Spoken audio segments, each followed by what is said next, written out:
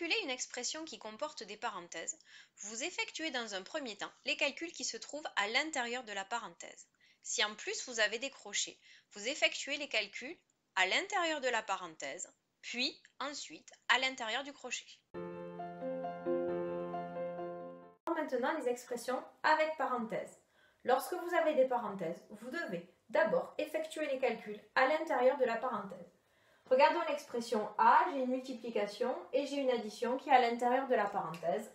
Donc dans un premier temps, je vais effectuer l'addition.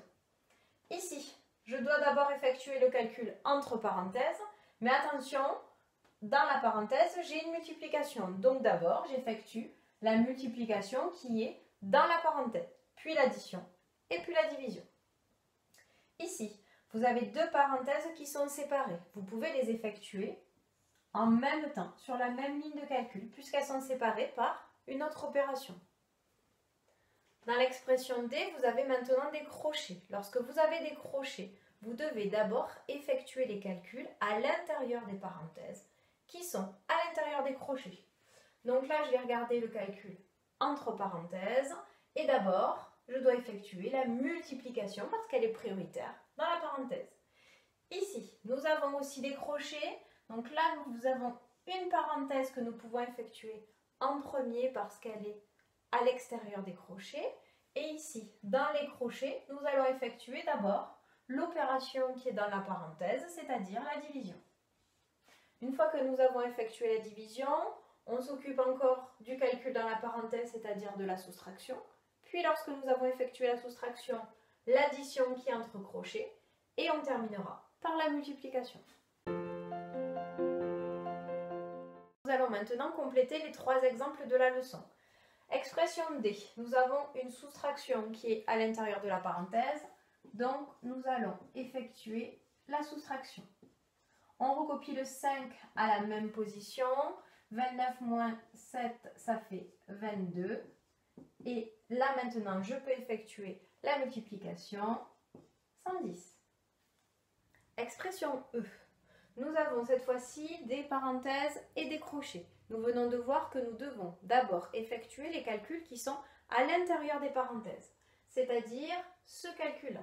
Je dois recopier tout ce que je n'utilise pas à la même position.